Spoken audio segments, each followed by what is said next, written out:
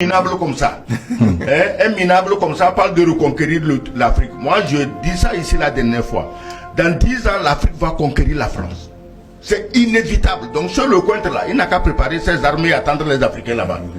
C'est pas ici. Il ne pourra pas venir se battre en Afrique parce qu'il n'est pas le seul. Le contre a dit ce que pensent les officiels français. Parce qu'un général ne parle pas en l'air. Un général, c'est un général. Il ne parle pas en l'air. Un autre idiot de général avait dit au Tchad, ah, nous avons quitté l'Afrique il y a 80 ans et nous sommes revenus pour encore 100 ans. Pourquoi c'est les Français qui font ça? Moi, je pose toujours la même question. Pourquoi c'est la France? Parce que c'est un pays de nature parasite qui ne peut pas vivre s'il ne suce pas le sang des Africains noirs. Voilà le problème. Ben, Lucas Baki, venons-en maintenant au volet militaire. Les accords précoloniaux dénoncés, notamment par le président togolais la semaine dernière à Abuja, il a estimé que ces accords sont obsolètes, sont caducs. Donc on assiste à une sorte de levée de bouclier. Mais à quoi servent les bases militaires françaises en Afrique? Moi, c'est une logique. Ces bases militaires sont la conséquence directe de l'esprit qui anime en fait les dirigeants français. C'est-à-dire, ils sont dans la conquête permanente, dans l'esprit d'influence, de domination. Puisque les dirigeants français sont convaincus, après avoir fait l'état des lieux, ils sont convaincus de ce que pour être puissants, en tout cas pour compter parmi les puissances du monde, ils ont besoin d'avoir une influence réelle sur les États africains. Et puis c'est vrai. Pourquoi? Parce que quand vous regardez le sous-sol français, il ne dispose de rien, comme ressources minières, ressources naturelles, etc.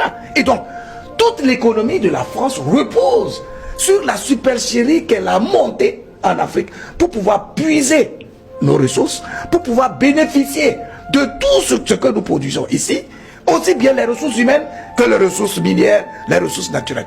Dans un tel contexte, elle n'a pas d'autre choix que d'amener des militaires qui servent en même temps de sentinelles ou d'épée de Damoclès sur nos dirigeants. Puisqu'il faut que la France ait son œil sur ce qui se passe dans nos États, de sorte que son armée-là devienne une forme, joue un rôle de dissuasion et empêche toute velléité d'affranchissement de nos États. Vous voyez? Donc la France, à tout moment, vous avez vu toute la difficulté que le Mali a eu pour faire partir les forces balkanes du Mali. Pourquoi aujourd'hui on parle des États indépendants en Afrique? Et il faut encore raisonner, il faut lutter, il faut batailler pour que les forces françaises puissent partir. Normalement, cela devait aller de soi, puisque en réalité, cette armée-là était venue dans un premier temps pour nous sécuriser.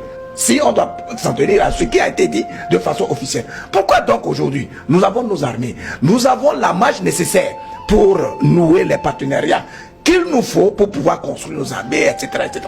Pourquoi c'est la France qui doit encore s'imposer comme étant la référence militaire pour nos États? Simplement parce qu'elle joue sa survie à travers nos États.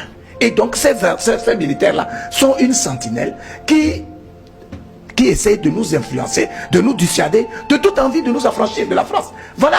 Et donc aujourd'hui, si les gens comprennent très bien ce qui se passe et les enjeux du moment, c'est de façon unanime, je pense que le président de la République togolaise l'a dit, que les dirigeants africains doivent commencer à parler du départ de ces forces-là. Parce qu'elles ne nous servent absolument à rien. Elles ne sont là que pour sauvegarder, préserver les intérêts français, qui sont contre nos intérêts, bien entendu, parce que pour que la France puisse bénéficier de toutes nos ressources, il faut bien que ce soit contre, voyez-vous, nos intérêts, notre volonté, etc., etc. On n'a pas d'autre choix que de s'unir pour demander aux forces françaises de déguerpir de l'Afrique et qu'on commence, bien entendu, à nous organiser pour assumer notre identité, notre souveraineté et construire nos nations sur la base de la compréhension que nous avons de la vie.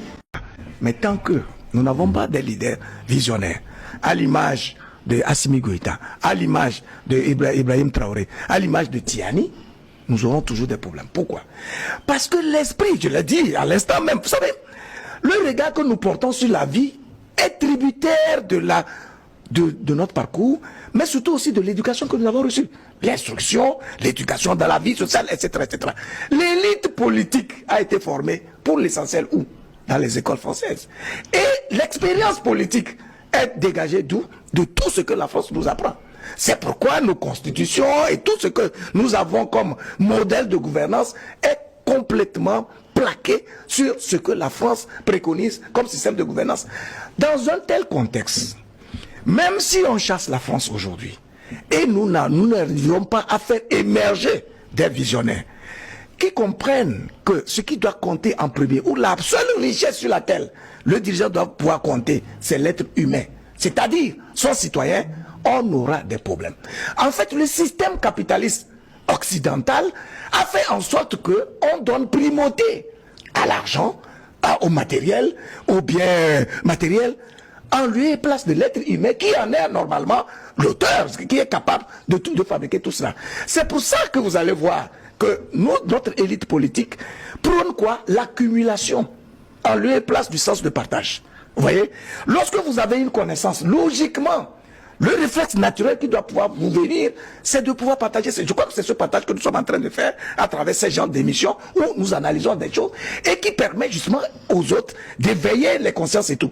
Cet esprit de partage était un des principes essentiels dans le mode de vie de l'Africain. Aujourd'hui, quand vous regardez l'attitude de notre élite politique, même de ceux qui détiennent l'économie et tout ça, qu'est-ce qu'on fait? C'est l'accumulation. Or, dans un tel contexte, vous êtes en train d'abrutir justement la masse sociale qui en fait crée la richesse nationale à travers son labeur. Vous voyez? Donc c'est pour dire que oui, au-delà de cette dénonciation, au-delà de ce que du préjudice que la colonisation, les accords coloniaux, etc., ont eu à causer sur la vie de nos États, il est besoin pour le citoyen africain aujourd'hui de travailler en sorte à avoir des leaders qui soient capables véritablement de se prendre pour le meilleur devenir de leurs citoyens et faire en sorte à faire émerger la confiance en soi, l'envie de l'autre, en tout cas la complicité, toutes les valeurs qui caractérisaient l'Africain. Et c'est ça qui pourra faire évoluer de nos États. Sinon, bon. Une pause.